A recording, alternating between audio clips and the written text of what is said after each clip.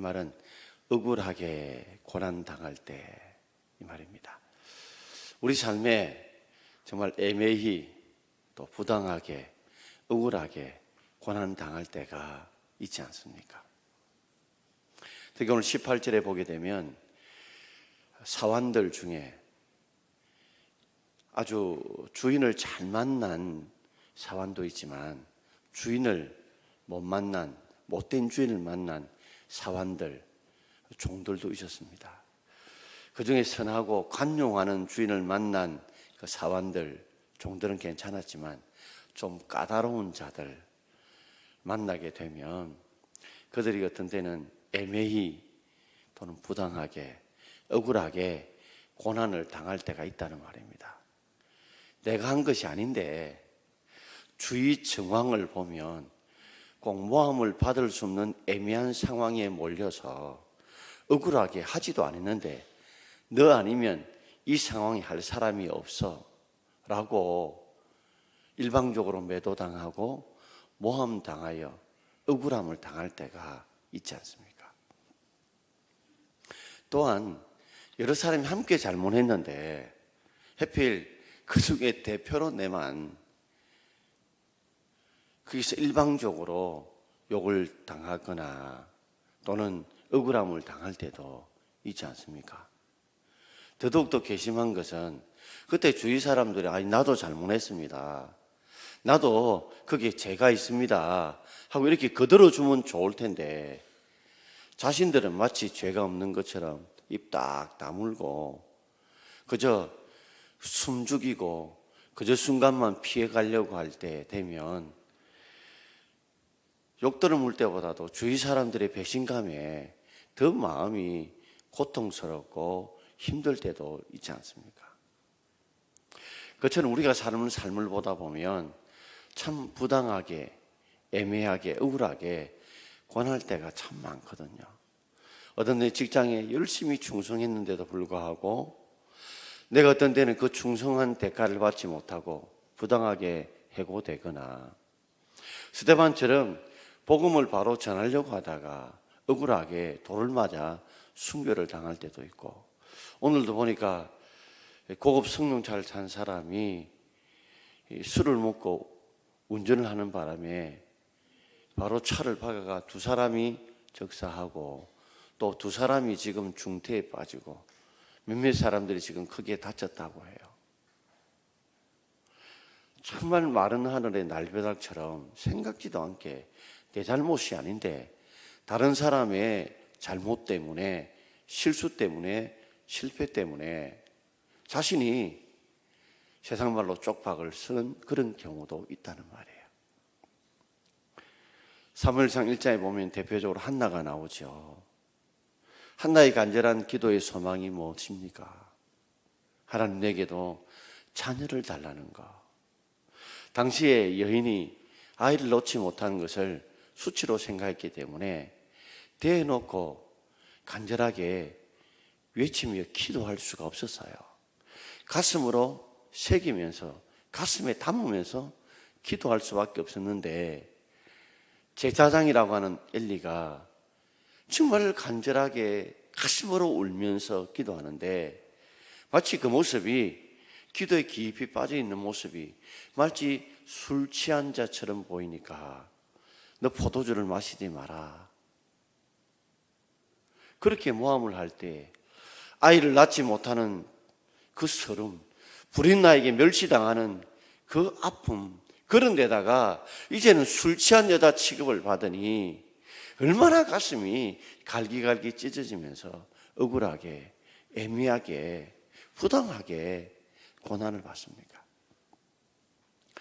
이 땅에 살아가면서 여기에 어머님들도 보면 분명히 자식들이 잘못했는데 남편들이 와서 자녀 교육을 어떻게 했느냐고 막 삿대질하고 이럴 때에 그렇다고 남편은 뭐라면 자녀 교육에 책임을 안 집니까? 같이 책임을 져야 됨에도 불구하고 마치 집안일 실컷하며 힘들게 살아가는데 책임을 온통 아내가 다 짊어질 때에 그때 부당하게 당하는 어려움들이 있지 않습니까? 오늘 이런 여러 가지 우리 삶에 살아가면서 부당하게, 억울하게, 애매하게 고난 당할 때에 어떻게 이겨낼 것인가에 대해서 오늘 두 가지로 말씀을 드리고자 합니다. 자, 첫 번째 제목을 우리 함께 읽어보겠습니다. 부당하게 고난 당할 때에 하나님 예수님을 생각함으로 참아야 합니다. 부당하게 억울하게 애매히 고난 당할 때 하나님 예수님을 생각함으로 참아야 된다고 성경은 우리에게 가르쳐주고 있습니다. 자, 오늘 19절과 20절을 함께 읽어보겠습니다. 부당하게 고난을 받아도 하나님을 생각함으로 슬픔을 참으면 이는 아름다우나 죄가 있어 매를 맞고 참으면 무슨 칭찬이 있으리요. 그러나 선을 행함으로 고난을 받고 참으면 이는 하나님 앞에 아름다우니라. 사람이 고난을 당하는 종류가 두 종류가 있습니다. 하나는 파란색으로 지어진 것처럼 죄가 있어 매를 맞고 고난 당할 때가 있습니다. 내 죄 때문에 내가 고난 당하는 거, 내 죄 때문에 매를 당하는 고통과 고난을 겪는 거라면 무슨 칭찬이 있겠느냐. 참는다고 무슨 칭찬이 있겠느냐. 내 죄 때문에 내가 고난 받으면 내가 그때 고난 당할 때 어려움을 당하고 매질을 당하고 서름을 받아도 내 죄 때문에 있으니까 참는다고 해가지고 그게 칭찬받을 것 아니죠. 오히려 회개하고 뉘우쳐야 칭찬받을 거란 말이에요. 그런데 그와 달리 내 죄 때문이 아닌 내 죄가 지지 않음에도 불구하고 내가 고난 당할 때가 있습니다. 그것이 바로 부당하게 고난 당할 때가 있다는 말입니다. 자, 그럴 때 누구를 생각함으로? 하나님, 이 하나님 바로 예수님이십니다. 자, 뒤편에 보면 나오는데 그 예수님을 생각으로 슬픔을 참으면, 자, 부당하게 억울하게 애매히 고난 당하니까 내 속에 뭐가 생기는 거예요? 슬픔이 생깁니다. 슬픔이 북받쳐 올라요. 억울하고 분하고 내가 그래 사완이니까 내가 가진 것이 없으니까 그러니까 나를 무시하고 멸시해 산다는 이런 슬픔이 내 속에서 북받쳐 오릅니다. 그런데 그때 뭐요? 뭘 생각함으로 참는 거요? 하나님 예수님의 고난 당하심을 그걸 생각함으로 지금 슬픔을 참는 거. 이는 아름답다. 20절에는 한 번 더 강조를 하고 있죠. 뭐라고요? 그러나 더 적극적으로 그렇게 예수님의 고난, 십자가의 고난 당하심을 생각하면서 예수님도 부당하게 억울하게 애매히 고난 당하시고 십자가에 살찌를 피 흘려 죽으셨는데도 참으셨다. 나도 그 슬픔을 참아야 되겠다. 참는 것 정도가 아니라 더 나아가서 선을 행함으로 고난을 받고 참으면, 선을 행함으로 그 가운데서 분노가 치밀고 슬픔이 치밀지만 그럼에도 그를 미워하지 않고 예수님 십자가에서 그들의 죄를 용서하신 것처럼 그렇게 선을 행함으로 고난을 받고 참으면 이런 누구 앞에 아름답다고요? 하나님 앞에 아름답다. 이 아름답다는 말은 바로 하나님 앞에 인정받을 만한 가치가 있다. 그러니까 앞의 내용과 비교한다면 이런 의미겠죠. 죄가 있어 매를 맞고 참으면 무슨 칭찬이 있겠냐. 칭찬이 없지만 부당하게 억울하게 애매하게 내가 고난 당할 때 예수님이 십자가에 살을 찢고 죄 없는 우리를 대신하여 억울하게 죽으신 주님을 생각하고 내가 가슴에 그 슬픔들을 예수님의 고난 당한 것을 생각하면서 내가 참으면, 더 나아가서 예수님께서 그 자신을 고난당하게 만들고 죽게 만드는 자들을 저들이 하는 것을 알지 못합니다 하고 그들을 용서하시고 품으신 선을 행함으로 참으면 이는 당연히 하나님 앞에 칭찬받을 만한 것이다. 어떤 때는 우리가 애매하게 억울하게 내가 했던 잘못보다 더 큰 어려움을 겪고 힘듦을 겪을 때가 있지 않습니까? 그럴 때마다 우리 죄를 대신 지시고 죄 없이 신 주님께서 십자가에 죽으신 주님을 우리가 생각함으로 슬픔을 이길 수 있기를 바랍니다. 복수하고 싶은 마음이 들고 대갚아주고 싶은 마음이 들더라도 저들이 하는 것을 알지 못합니다 하고 용서하심으로 성을 행하셨던 예수님을 생각함으로 우리가 참고 견뎌나가면 우리 하나님이 반드시 우리 삶에 칭찬해 주실 것이고 인정해 주실 줄 믿습니다. 아름다운 보상으로 갚아 주실 줄 믿습니다. 자, 그럼 두 번째로, 그렇다면 우리가 이렇게 부당하게 고난당할 때 참아야 될 이유가 뭘까요? 목적이 뭘까요? 왜 주님은 우리가 이리 부당하게, 억울하게, 애매하게 고난당하는데 왜 주님의 십자가를 생각하며 참으라고, 선을 행하며 참으라고, 이것이 아름답다고, 칭찬받을 만하다고 말씀하신 이유가 무엇일까요? 오늘 두 가지로 설명해 주고 있습니다. 먼저는 예수님의 발자취를 우리가 따라가게 하기 위해서입니다. 자, 오늘 21절 말씀을 우리 함께 읽읍시다.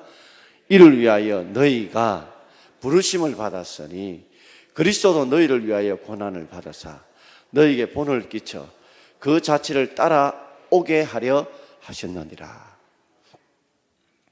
그렇게 애매하게 부당하게 억울하게 고난을 받아도 주님을 생각함으로 십자가에 매달려 그들의 죄를 원망 불평하지 않으시고 슬픔을 참고, 그리고 그들을 품으시며 용서하셨던 주님을 생각하고 참았던 이유가 뭐냐? 그 예수님께서 그래 하신 이유가, 그래야 죄 많은 우리들을 구원하시기 위해서, 그 일을 이루시기 위해서 그런 것처럼 우리에게 사명이 뭐예요? 예수님과 동일한 사명이 있잖아요. 우리도 우리를 위해 죽으신 십자가에 죽으신 그 주님을 많은 사람들에게 전해야 되고 구원을 전파해야 될 사명이 우리에게도 있지 않습니까? 이를 위하여 너희가 누구로부터 부르심을 받았겠어요? 우리도 이 예수 복음 전파의 사명을 전하기 위해서 하나님부터 우리가 부르심을 받은 줄 믿습니다. 그래서 그리스도도 너희를 위하여 고난을 받으사, 그리스도 너희를 위하여 고난을 받은 것처럼 너희도 복음 전하기 위해서, 예수를 위해서 고난을 받으라는 거예요. 그래야 복음이 그들 가슴 속에 온전히 전파될 수 있다는 겁니다. 여기 짱 믿음 가정에 나오신 분들 계시죠? 남편 전도하려고 어떤 데는 더럽고 앵꼽고 메시꼽고 속에서 비틀리고 할 때가 얼마나 많습니까? 한번 해보고 싶은데, 그래서 예수 좀 믿도록, 교회 좀 나오도록, 신앙생활 좀 잘하도록 참고 참으니까 속이 문드러지고 썩어버리고, 또 어떤 데는 자식들 좀 살 좀 꼬셔가지고 교회 좀 나오도록, 예배 좀 하려면 얼마나 막 어깨 힘주고 뻐기는지 막 이런 마음이 들 때 있으시죠? 예수님도 우리 죄를 대신 지시고 죄 없으신 주님께서 죄 있는 우리들을 구원하기 위하여 고난을 받은 것처럼 우리도 그걸 위해서 우리도 부르심을 받은 겁니다. 그렇다면 예수님의 뭐요? 본을 우리가 따라야 됩니다. 너희에게 본을 끼쳤다, 이 말은 이런 말이거든요.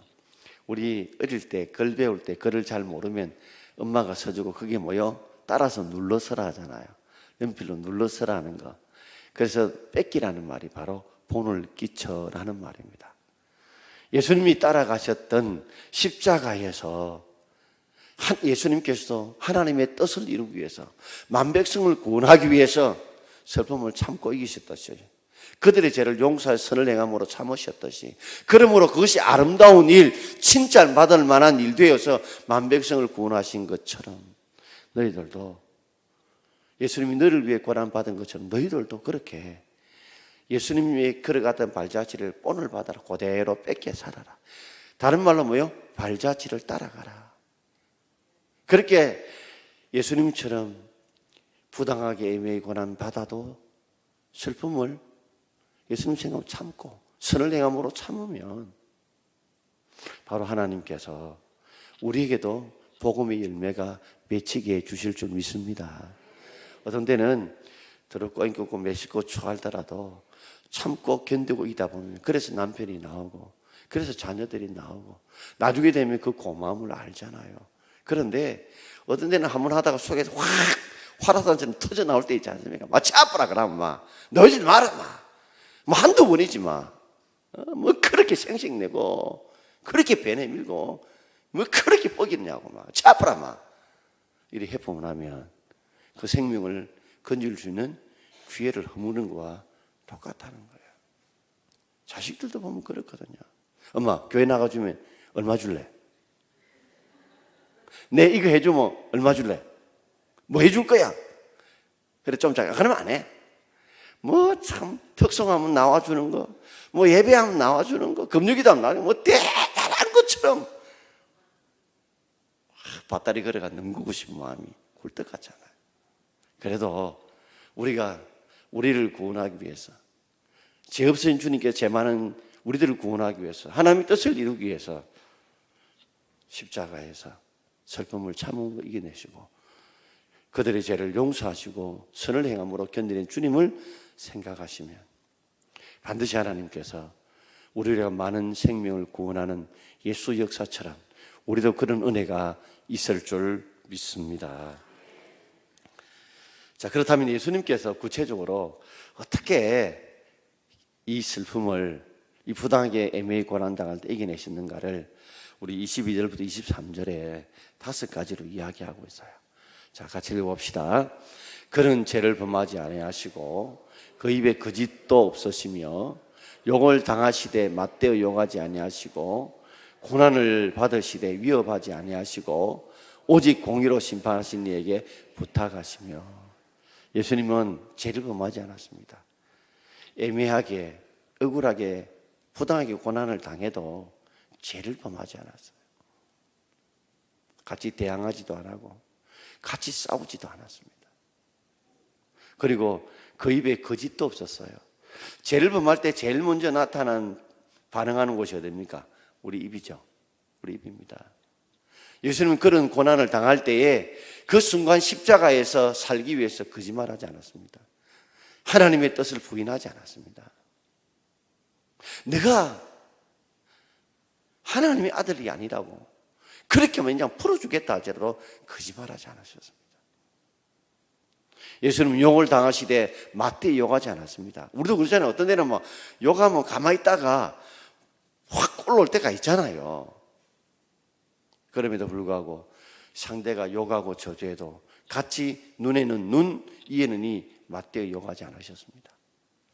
고난을 받으시되 위협하지도 않았습니다. 그래, 내가 하나님의 아들이야. 내가 두고 보자. 내가 가만두지 않을 거야. 내가 보복할 거야. 내가 확 쓸어버릴 거야. 이렇게 그들을 위협하지 않았습니다. 보복하려고 하지 않았습니다. 예수님은 어떻게 하셨어요? 오직 그러나 뜻이죠. 그러나 공의로 심판하시는 이에게, 분명히 하나님이 살아계신데 하나님이 옳고 그름을 분명히 아시는 그 하나님, 공의로 심판하는 그 하나님께서 누가 옳은지 누가 그런지 반드시 심판해 주실 것이라고 하나님께 그것을 맡겼던 것입니다. 우리도 어떤 때는 누가 옳은지 누가 그런지 법정에서 재판을 통해서 시시비비를 가리듯이 재판 법정에서도 가릴 수 없는 시시비비들이 너무너무 많습니다.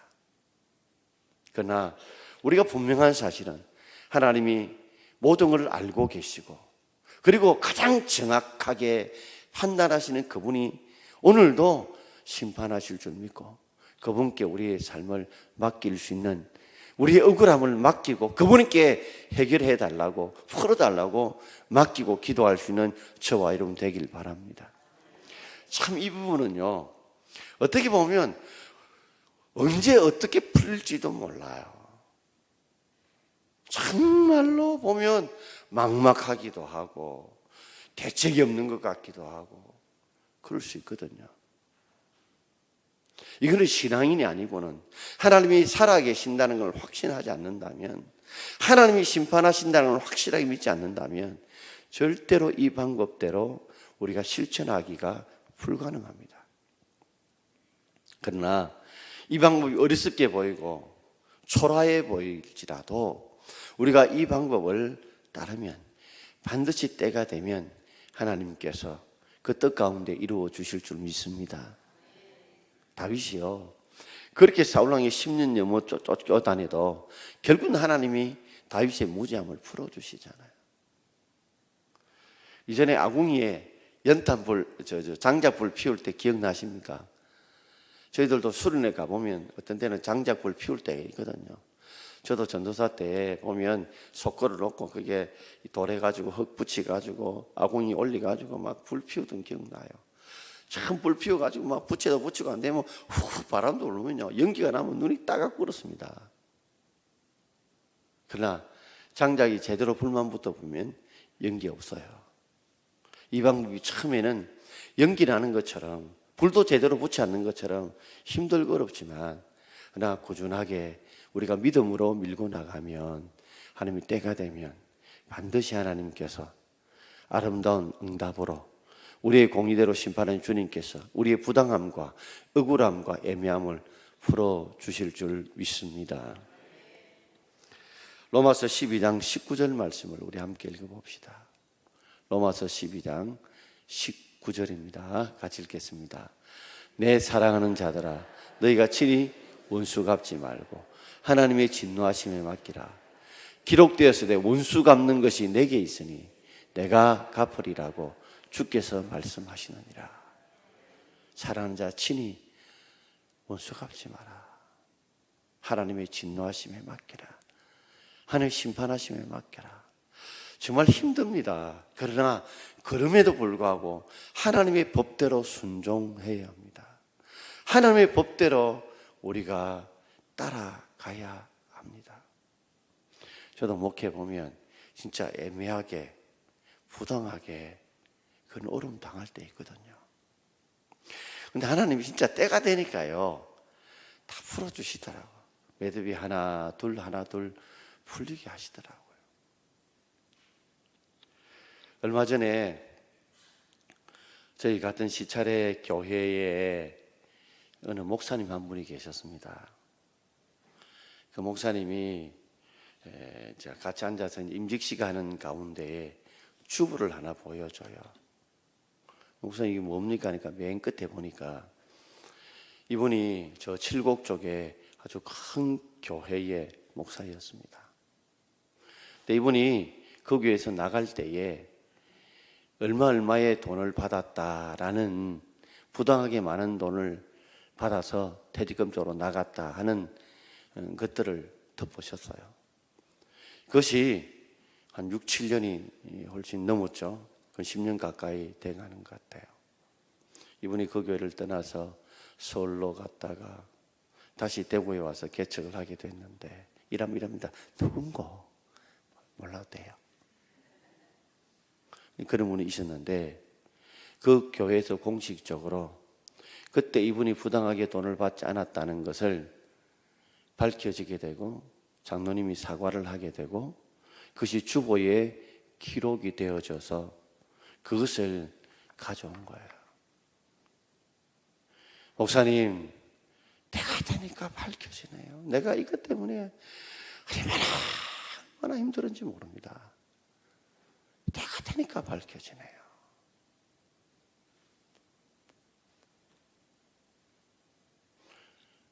그러면서 하시는 말씀이 이거 하나만 갖고 전 못 견뎌요. 와서 그분이 직접 사과하셔야 된다고. 했는지 안 했는지는 모르겠지만 제가 지난 주간에 어느 시골에 있는 권사님 한 분이 그 목사님께 제네시스 새로운 성례약 5천만 원짜리를 그분께 기증하시는데 저는 아마 곰곰이 생각해 보면 수년 동안에 애매히 억울함을 고난 당했던 것에 대한 하나님이 그분에게 주신 복이 아닌가 그런 생각을 해보게 됩니다. 여러분 애매히 고난 당하도 살아계신 하나님이 반드시 우리가 알지 못하는 때에 하나님 풀어주실 줄을 믿습니다. 자, 그리고 한 가지 더 생각해 봅시다. 왜 우리가 그렇게 애매히 고난 당해도 부당히 고난 당해도 끝까지 참고 인내해야 되느냐? 그것은 예수님처럼 이웃의 유익을 구하기 위해서 그렇습니다. 오늘 24절과 25절 말씀 함께 읽겠습니다. 친히 나무에 달려 그 몸으로 우리 죄를 담당하셨으니 이는 우리로 죄에 대하여 죽고 의에 대하여 살게 하려 하심이라. 그가 채찍에 맞음으로 너희는 나음을 얻었나니 너희가 전에는 양과 같이 길을 잃었더니 이제는 너희 영혼의 목자와 감독 되신 이에게 돌아왔느니라. 아멘. 예수님이 이 나무 십자가에 달려 그 몸으로 우리 죄를 다 대신 담당하셨어요. 대신 지셨습니다. 대신 십자가에 죄 없이 주님이 죽으셨어요. 예수님은 십자가에 자기 살기 위해 죽은 것이 아니라 우리를 살리기 위해서 대신 억울하게 죽으셨어요. 그래서 그 이유는 그것 때문에 우리로 죄에 대하여 죽고 의에 대하여 살게 하려 하십니다. 우리는 이제는 죄인이 아니고 예수님이 애매히 부당하게 십자가에 죽으신 우리가 죄 없으신 주님 때문에, 죄 있는 우리가 대신 죽으신 주님의 사랑 때문에 우리가 의인된 줄 믿습니다. 또한 그가 재직에 맞음으로 우리가 나음을 입었다. 이 나음은 질병의 치유함. 그래서 우리가 예수님으로 질병의 문제를 놓고 기도할 때 예수님이 채찍을 맞으셨기 때문에, 그러므로 우리에게 우리가 믿음으로 기도할 때 하나님께서 치유의 은혜를, 고침의 은혜를, 나음의 은혜를 우리에게 주시는 줄 믿습니다.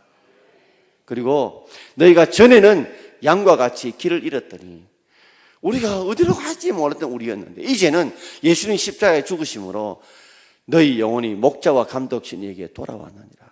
예수님께서 대신 죽으심으로 우리의 영원한 목자들 감독인 우리 하나님 품으로 우리를 돌아오게 하나님 백성으로 삼아주신 것이 바로 예수님이 대신 애매하게, 부당하게, 억울하게 십자가에 대신 죽어주신 그 사랑 때문에, 그 은혜 때문인 줄 믿습니다.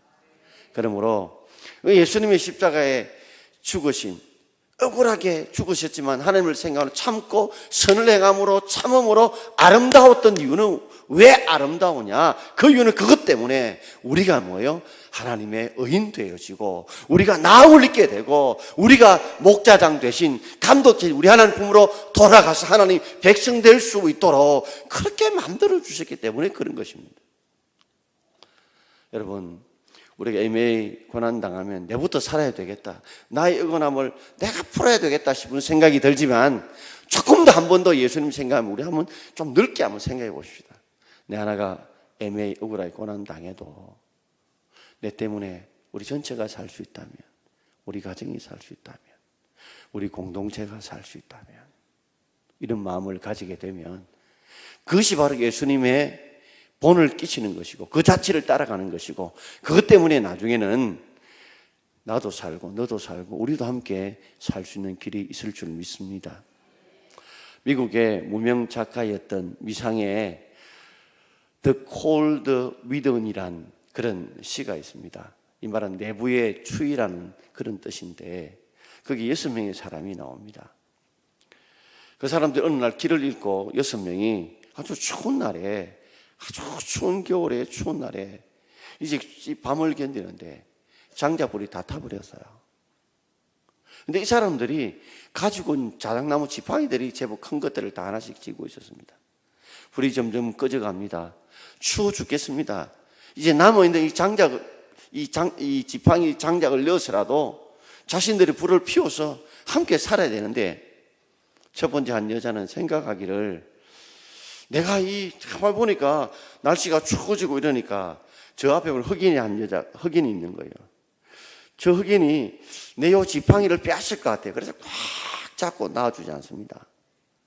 흑인은 그 여자의 표정을 보면서 내가 흑인으로 얼마나 모멸감을 당했는데 저 백인들, 저 사람들 위해서 내가 내 지팡이를 내어서 불을 피워서 그들을 살리게 할 수 없어. 이런 기회에 그들도 벌벌 떨게 추위에 고통당하게 만들어야 돼. 그렇게 생각합니다. 또 그러자 부자는 봅니다. 내가 일평생 부자 됐던 이유가 뭐야? 안 베풀고 끝까지 내 것을 챙겼기 때문에 부자 됐듯이 다른 사람들 다 내놓고 할 때까지 내가 내 것 챙겨야 돼. 이 생각을 합니다. 가난한 사람은 또 이렇게 생각합니다. 야, 나는 이것밖에 없는데 부자들은 많이 가지고 있어도 저 사람 아무도 안 내놓잖아. 내가 억울하게 저 부자들, 저 사람들을 위해서 내놓을 게 뭐 있어? 난 안 해. 그자 지식인이 한 사람이 생각합니다. 부당하게 내가 먼저 내놓는 거, 내만 손에 끼칠 수 있어. 내만 바보짓 될 수 있어. 누가 먼저 내는 사람 기다렸다 해야지. 이러다가 결국 불 꺼지고 6사람이 다 죽었다는 거예요. 그러면서 그 시의 마지막은 이렇게 말합니다. 그들은 겨울의 사늘한 추위 때문에 죽은 것이 아니라 내부 속에 The cold within, 자기 마음 속에 자기 심령 안에 있는 추위 때문에, 차가움 때문에, 사랑하지 못함 때문에, 품지 못하는 마음 때문에 그들이 다 얼어붙어 죽었다는 거예요. 사랑하는 성도 여러분, 저는 이 말씀을 참 다시 이번 한 주간 동안 이렇게 묵상하면서 이전에 읽었던 말씀인데 새롭게 다가오더라고요. 새롭게 깨달아지더라고요. 여러분 혹시 부당하게, 애매히, 억울하게 고난당하실 때 있으시죠?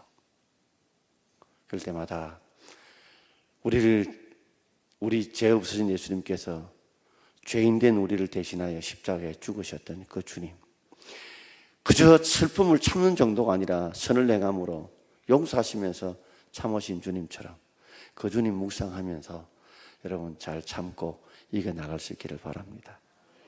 그 길이 바로 그죠? 그 본을 따라 끼쳐 발자취를 따라가는 길입니다. 그러면 반드시 여러분 영혼을 얻게 될 겁니다. 분명히 예수님을 따라가게 되면 나도 살고 우리도 함께 살 수 있는 길이 반드시 올 줄 알고, 이건 아무나 할 수 있는 건 아니에요. 이건 반드시 하나님이 살아계시고 반드시 공의로 심판하신다는 그 믿음의 확신을 가져야 가능합니다. 그 본을 보여주신 분이 예수님이십니다. 결국 예수님은 죄 없으신 하나님의 아들이라는 것이 부활과 성천을 통해서 하나님 보좌에 앉으심을 통해서 보여주시고, 또 우리는 모든 백성들이 예수를 주 이름 앞에 다 무릎 꿇게 하신 것처럼, 한번 어리석은 방법처럼 보이지만 우리 예수 믿는 사람들은 그 믿음 붙들고 우리도 그렇게 이겨나가기를 주의 이름으로 축원드립니다. 우리 한번 찬송하기를 원합니다.